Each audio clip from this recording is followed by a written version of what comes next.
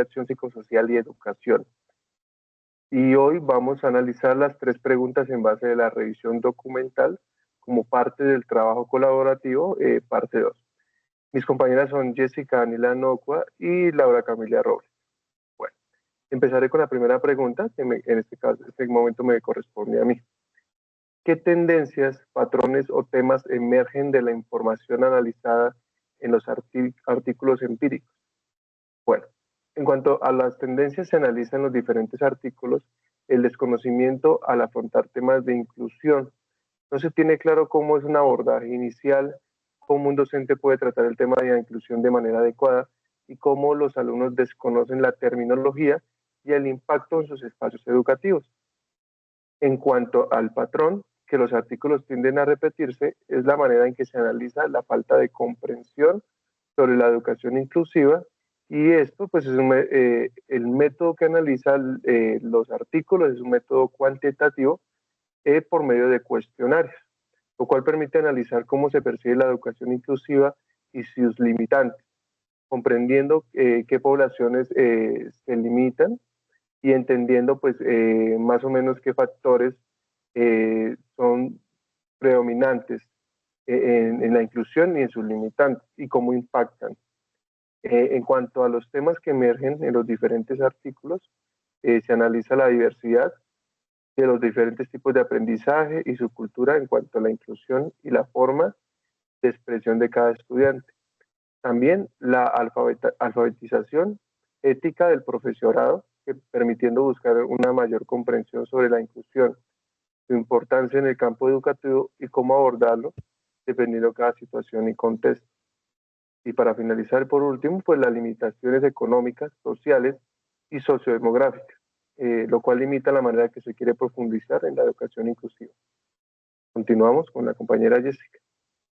Buenas noches. Bueno, daré respuesta a la pregunta de cuáles son las principales barreras y facilitadores que se presentan en la educación inclusiva, que son comunes en los artículos empíricos revisados y qué correlaciones se evidencian con otros temas. Bueno, entonces, para responder a esta pregunta, tenemos que las barreras y facilitadores de la educación, según los artículos revisados, están a partir de identificar varias barreras, ¿no? Recurrentes y en la implementación de la educación inclusiva. Por ejemplo, la falta de formación docente. Los docentes no tienen una buena formación académica y social y psicológica para abordar estas barreras. Ellas no tienen cómo abordar una estrategia de pedagogía inclusiva. Y esto lo evidencia en el artículo de Gallego Echeverry 2023, quien dice que la formación docente en las instituciones públicas de Quindío es limitada en cuanto a enfoques inclusivos. También tenemos la percepción negativa y la resistencia al cambio. Eso es algo que se ve porque es muy difícil. Digamos que siempre el profesorado y los directivos se manejan por una educación muy antigua y les es muy difícil hacer un cambio. Entonces, en el estudio de Silvia Laguardia y Alba Pastor, los docentes, dice que los docentes perciben la discusión inclusiva como un desafío difícil de afrontar, y lo que genera barreras psicológicas que obstaculizan su implementación. También tenemos factores socioeconómicos y desigualdad de recursos. Esto me llama mucho la atención porque, por ejemplo, cuando conocemos dos situaciones, digamos, de la educación pública y la educación privada.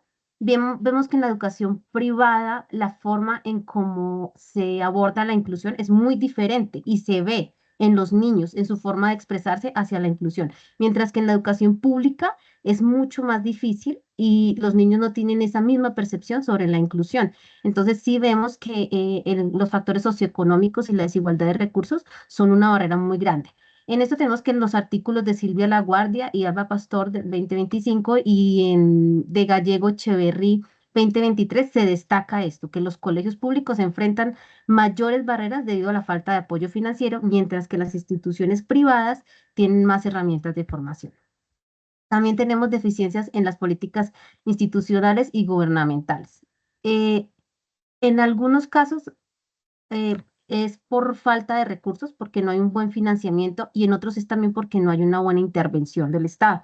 Entonces, se hace, digamos, una intervención o se va a ejecutar un proyecto de educación, pero no se hace seguimiento a esto. Entonces, eso genera que haya deficiencias en políticas institucionales.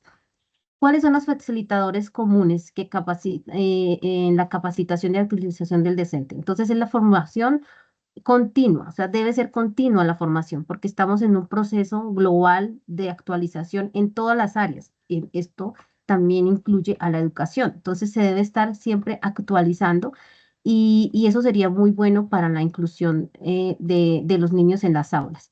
Y en eso los tres artículos coinciden, ¿sí? En que debe haber una capacitación y actualización docente continua. El apoyo institucional y los recursos, pues también es un facilitador siempre y cuando estos lleguen a las aulas de clase y se puedan utilizar como herramientas adecuadas que logren mejorar los resultados en la inclusión. En esto también coinciden los artículos. La conciencia y el cambio de actitud. La apertura de los docentes a estrategias metodológicas inclusivas facilita que haya integración de los estudiantes y con diversidad funcional. La correlación entre otros temas de los artículos es, por ejemplo, la equidad educativa y la desigualdad social, ¿sí? Como hablábamos anteriormente, cuando hay desigualdad social, pues hay una brecha muy grande en la educación y en la inclusión. La psicología educativa, hay muchas instituciones, y en esto también los artículos coinciden, en que hay muchas instituciones que no cuentan con el apoyo de un psicólogo, por ejemplo. Hay muchas instituciones que no tienen nunca un psicólogo educativo que les ayude a guiar su proceso de formación hacia la inclusión. También tenemos la política educativa que requiere una mayor intervención gubernamental y, como te digo, como les decía, de seguimiento. Y pues en conclusión, la educación inclusiva enfrenta múltiples desafíos en estructura y actitudinales, pero pues, se puede fortalecer dependiendo de la formación del docente y del apoyo de las políticas institucionales y educativas. Muchas gracias.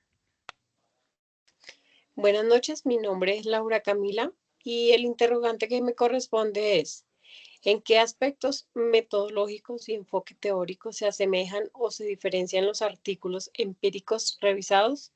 Bueno, al analizar estos aspectos metodológicos encontramos en estos artículos que hay diferentes similitudes y diferencias.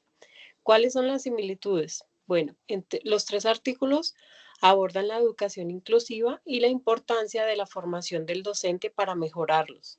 Se identifican también barreras en el aula y la necesidad de estrategias adaptadas para atender la diversidad. Comparten el objetivo de mejorar la enseñanza desde un enfoque crítico y reflexivo sobre la práctica educativa. ¿Cuáles son sus diferencias? Bueno, en la primera lectura del docente para la educación inclusiva de instituciones públicas del Quindío, su metodología cuantitativa se identifica con encuestas a docentes para medir su preparación en la inclusión. Su enfoque teórico está basado en modelos de formación docente y políticas de educación inclusiva. En la segunda lectura de reflexiones acerca de la inclusión educativa y la inclusión inclusiva de Rocío Narváez, su metodología reflexiva y teórica sin recolección de datos empíricos. Su enfoque teórico conceptualiza la inclusión educativa, diferenciando términos y resaltando un impacto social. Y el tercer artículo, que es el estudio exploratorio sobre las dificultades y las barreras para la educación inclusiva a nivel de aula, su metodología es cuantitativa, se identifica con entrevistas a docentes sobre su experiencia en el aula. Su enfoque teórico se basa en experiencias prácticas y en el análisis de obstáculos reales en la implementación de la educación inclusiva. En conclusión, podemos decir que el primer estudio mide la formación docente con datos estadísticos. El segundo artículo profundiza en la teoría de la inclusión Y el tercer artículo analiza los retos desde la experiencia práctica de los maestros en el aula. Agradecemos la atención prestada y esperamos que esta corta intervención haya servido para aclarar algunas dudas. Muchas gracias. Buenas noches. Gracias.